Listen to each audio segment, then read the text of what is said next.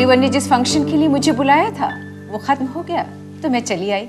फिर मेरा वहां क्या काम था।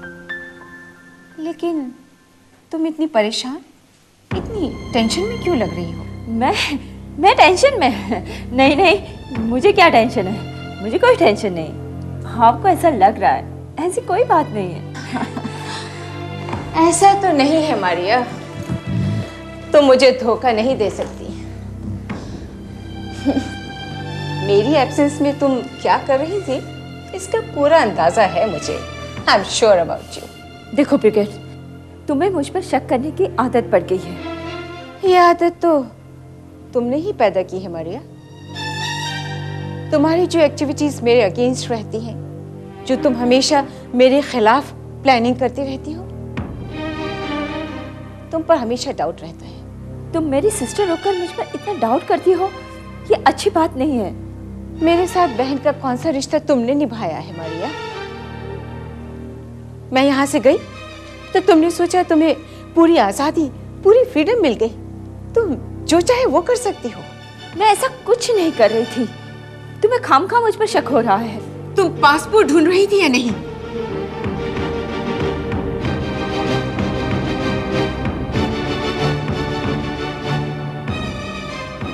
बोलो मारिया, जवाब दो।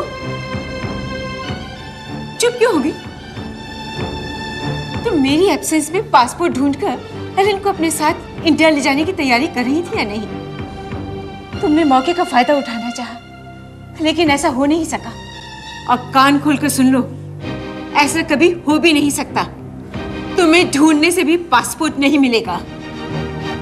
तुम्हें उम्मीद थी कि मैं मौके का फायदा उठा सकती हूँ? हाँ, इसीलिए तो मैं जल्दी वापस आ गई। मैं तुम्हारा टेस्ट लेना चाहती थी और जो मैंने सोचा वही पाया। ब्रिगेड, तुम क्यों माँ बेटे को अलग करके उसकी हाय लेना चाहती हो? अभी भी वक्त है ब्रिगेड, तुम एलन को उसकी सगी माँ के हवाले कर दो। वो माँ तुम्हें जिंदगी भर दुआएं देती रहेगी। मुझे किसी औरत की दुआ नहीं चाहिए, मुझे माँ कहने वाला बेटा चाहिए जो मुझे अपनी किस्मत से मिल चुका है और मैं उसे किसी कीमत पर खोना नहीं चाहती। ब्रिगेड, तुम्हें उस माँ की तकलीफ का अंदाजा ही नहीं है जिसने उसे पैदा किया है। मैं तुम्हारी तकलीफ को अच्छी तरह समझ रही हूँ मरी। तुमने अपनी जिंदगी में जो खोया है वो तुम कुंती को देना चाहते हो, लेकिन ऐसा कभी नहीं हो सकता। खोना और पाना हर किसी की अपनी किस्मत से होता है। ब्रिगेड, सिर्फ एक बार उस माँ की तकलीफ के बारे में ठंडे दिमाग से सोच कर देखो। क्या सोचूं मैं? तभी तुमने मेरी फीलिंग समझने की कोशिश की। मारिया, एलन को मुझसे अलग करने की तुम्हारी कोई भी प्लानिंग कभी भी कामयाब नहीं होगी। और हाँ, तुम भी स्वीडन छोड़कर नहीं जा सकती क्योंकि तुम्हारा पासपोर्ट मेरे पास है।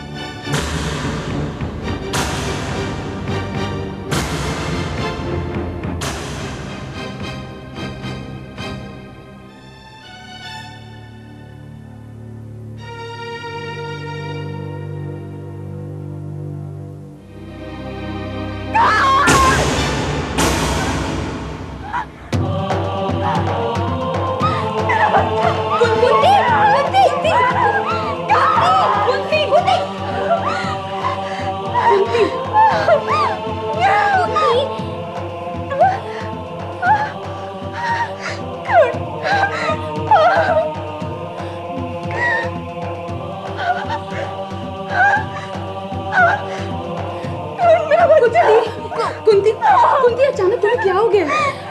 ये सोते से भागे क्यों तुम? मुझे अभी ऐसा लगा क्या लगा तुम्हें?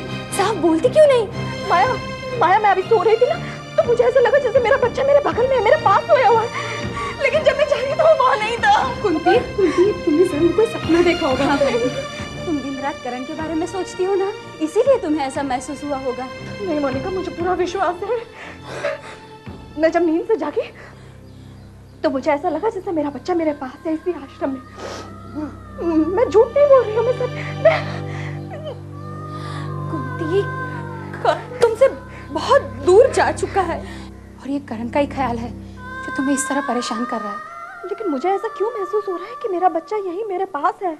वो मुझे वापस मिल गया है। कुंती, ये तुम्हारी ममता है। तुम्हारी ममता तुम्हें महसूस करा रही है। जिन लोगों ने मेरे बच्चे को मुझसे छीन कर दूर कर दिया,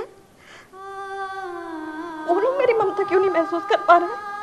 अगर उन्होंने तुम्हारी ममता को महसूस किया होता तो वो तुम्हारे बेटे को तुमसे अलग करते ही क्यों? लेकिन माया, क्या मेरे प्यार में इतनी शक्ति नहीं कि मैं अपने बेटे को वापस पा सकूं? कुंती, कुंती 5 साल से ऊपर होने आए और अब तक कर्ण वापस नहीं मिला है। मैं तो तुमसे यही कहूंगी कि कर्ण को वापस पाने की उम्मीद तुम छोड़ दो। नहीं रमा, एक यही तो उम्मीद है जिसके सहारे मैं अभी तक जिंदा हूं, वरना मेरे पास जीने के लिए है ही क्या? वो जो तुम्हारी शादी की बातें चल रही थी, जो लोग मेरी शादी के बारे में बातें कर रहे हैं, उनका मुंह तो नहीं पकड़ा जा सकता ना। जिसे जो बात करनी है वो करने दो, मुझे किसी की बात से कोई लेना देना नहीं। कुंती, तू अपनी उम्मीद की कच्ची डोर के सहारे कब तक जिएगी? माया, मेरी ममता की डोर इतनी कच्ची नहीं है। मेरी सांसें टूट सकती हैं, लेकिन माँ बेटे का रिश्ता नहीं टूट सकता। जिस रिश्ते को मैंने पैदा किया है, जिंदगी दी है, अब बस वही मेरा अपना है, बाकी कुछ नहीं।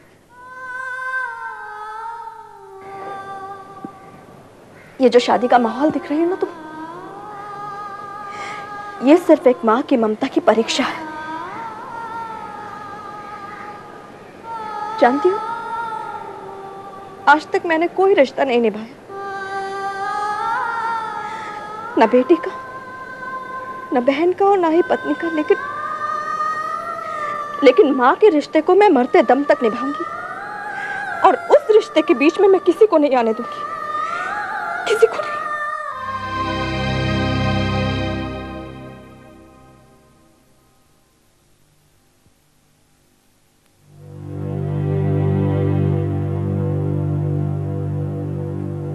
रोहित, नाश्ता कर लिया बेटा? अरे माँ, कहाँ हैं आप? मैं कब से आपका वेट कर रहा हूँ। ना आप हैं और ना नाश्ता है। बेटा, आजकल हम बहुत बिजी रहते हैं, तुम हमारा नाश्ते पर इंतजार मत किया करो। आप जानती हैं कि हम दोनों साथ में नाश्ता करते हैं, फिर आप ऐसी बात क्यों कर रही हैं? वैसे ये बताइए कि आप कहाँ थी? हम पंडित जी को बुलाने के लिए रामू को भेज रहे थे। पंडित जी को? पंडित जी से आपको क्या काम पड़ गया? अरे, जब शादी की बात पक्की हो गई है तो पंडित जी को बुलाकर तिथि तो पूछनी पड़ेगी ना। शादी की बात? माँ, आपने किससे शादी की बात पक्की कर ली? कुंती के बाबूजी से, और किससे?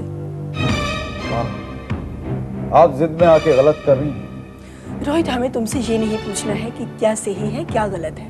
आप जबरदस्ती कर रही हैं, मेरे साथ भी और कुंती के साथ भी। और आपको अच्छी तरह मालूम है कि हम दोनों शादी के लिए तैयार नहीं हैं। तुम क्या चाहते हो कि हम कविता के साथ तुम्हारी शादी करा दें? प्लीज इस धोखे में मत रहना। हम कविता के साथ तुम्हारी शादी कभी नहीं होने देंगे। कविता के साथ मेरी शादी नहीं हो सकती तो कुंती के साथ मेरी शादी नहीं होगी माँ। तो तुम हमें ये अपना फैसला सुना रहे हो? आप क्यों कुंती से मेरी शादी कराने के लिए पीछे पड़ गई? आप अच्छी तरह जानती हैं कि कुंती भी शादी के लिए राजी नहीं। देखो रोहित, ये शादी ब्याह का मामला बच्चों का फैसला नहीं होता, ये सिर्फ बड़ों का फैसला होता है। हमने और कुंती के बाबूजी ने मिलकर ये फैसला लिया है कि तुम दोनों की शादी होगी। अब तो बस पंडित जी को बुलाकर शादी की तिथि पक्की करना बाकी है। जिस दिन की वो तारीख निकालेंगे उसी दिन तुम दोनों की शादी हो जाएगी। देखो माँ, आप इस मामले में ज्यादा जल्दबाजी मत कीजिए। पहले भी आपने हिम्मत को लेकर जो कुछ भी किया उससे मेरी पोजीशन खराब हुई। अब कुंती को लेकर ऐसा कुछ भी मत कीजिए जिससे मुझे उसके सामने शर्मिंदा होना पड़े। देखो रोहित, हिम्मत ना तो कभी कुंती के लायक था और ना ही कभी हो सकता है। कुंती सिर्फ हमारे घर की बहू बनेगी। ये सिर्फ आप चाहती हैं, मैं नहीं। तुम हमारे फैसले के खिलाफ जा भी नहीं सकते। माँ, आप इसी बात का तो फायदा उठा रही हैं। आपको किसी की भावना की कोई कदर नहीं है। किसी बात के चक्कर में एक गरीब आदमी अपनी नौकरी छोड़कर चला गया।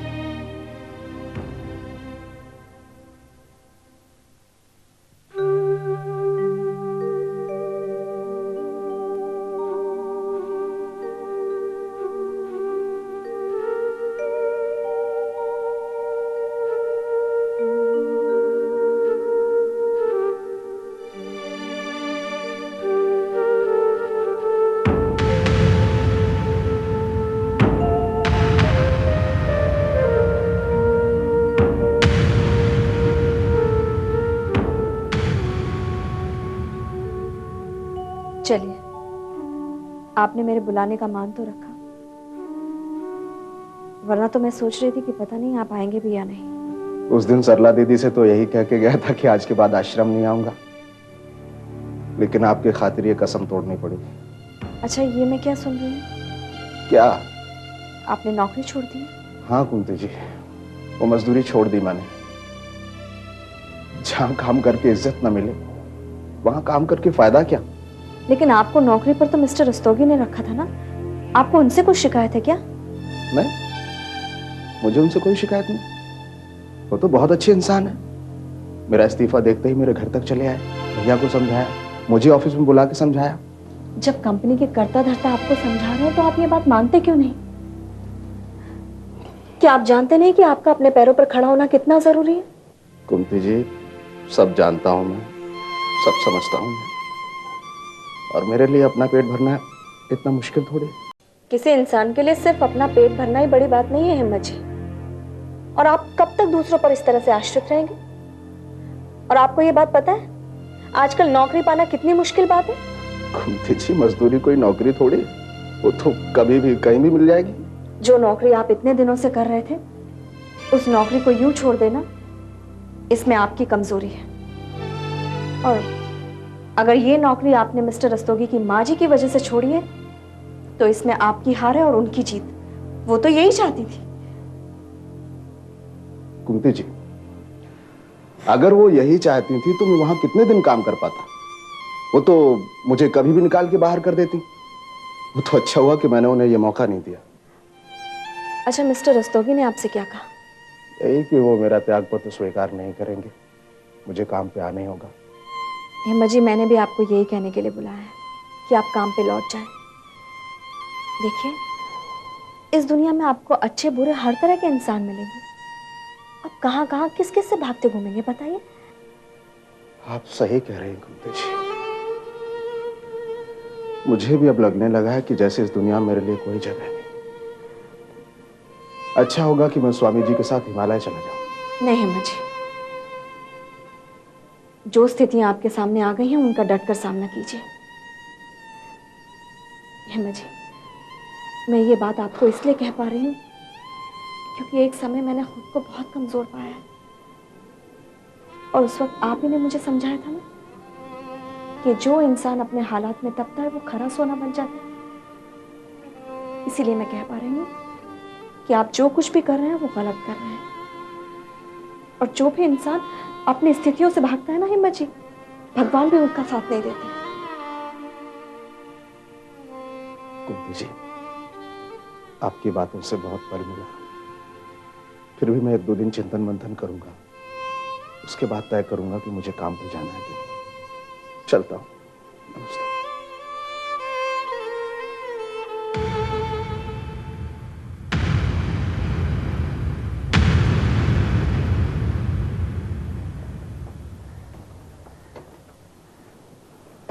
आई,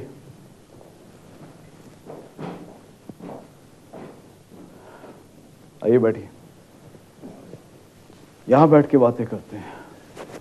क्या बात है रोहित, आज तुम बड़ी फॉर्मेलिटी कर रहे हो। तो ऐसे बात कर रहे हो मेरे से जैसे मैं तुम्हारा दोस्त नहीं, कोई बिजनेस क्लाइंट हूं। नहीं सुनील, ऐसी कोई बात नहीं। अब आया ना लाइन पर।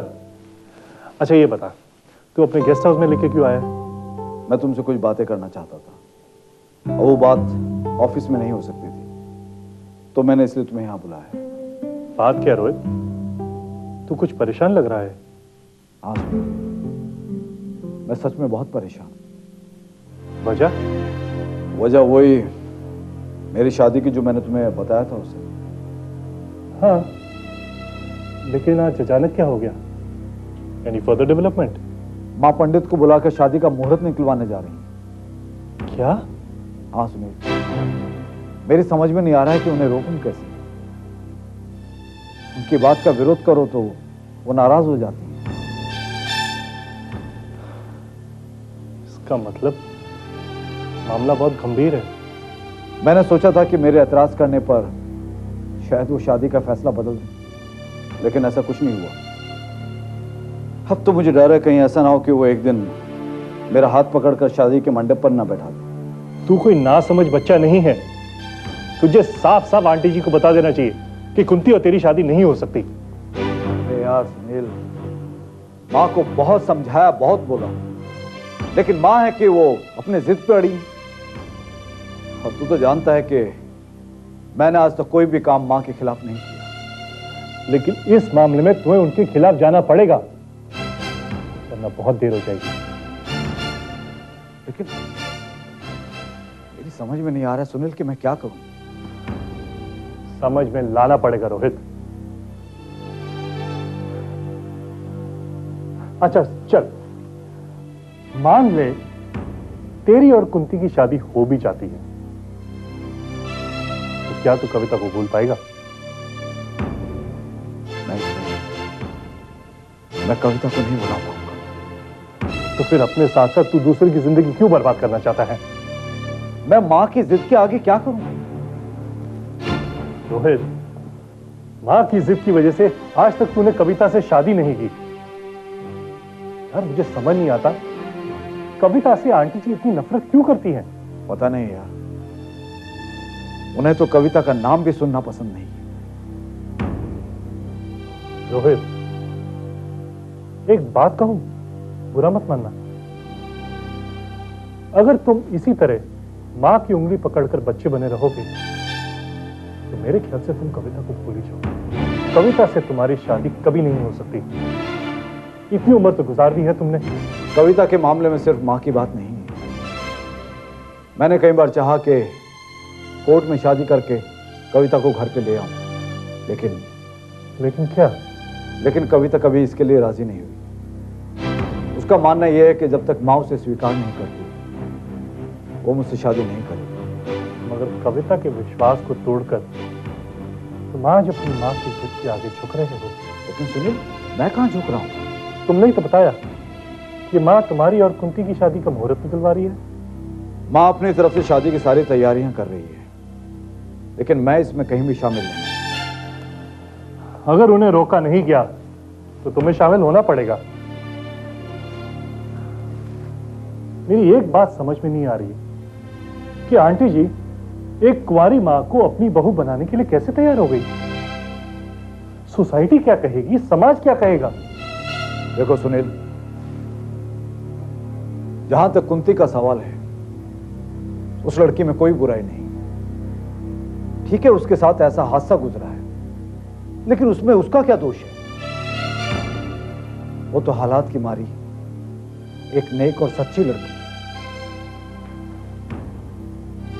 रोहित, अगर वो इतनी ही नेक लड़की है तो उससे शादी करने के लिए कोई और आगे क्यों नहीं आता?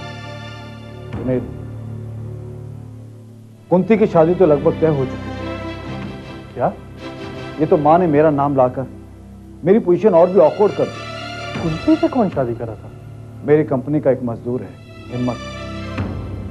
वो आज भी यही चाहता है कि किसी भी तरह से उसकी कुंती से शादी हो जाए। यार, ये चक्कर क्या है? जिस लड़की से तुम्हारी कंपनी का मजदूर शादी करना चाहता है, क्या तुम उससे शादी करोगे? मेरा मतलब है, आंटी जी को हो क्या गया है? क्या एक मजदूर और मालिक की एक ही पसंद होती है? सुनील, सवाल मजदूर और मालिक का नहीं है, और फिर मैं इस फर्क को नहीं मानता। सवाल है किसी की भावना और प्यार का। और फिर मां ने तो हिम्मत को भी अपने रास्ते से हटाने की कोशिश की। इन सारी बातों का तो एक ही निचोड़ है कि मां ने अपना फैसला कर लिया है। रोहित, अब तुझे सोचना है कि तू क्या करता है। सुनील, मैं अब तक तो मां की हर बात को टालता आ रहा हूं। अब देखते हैं क्या।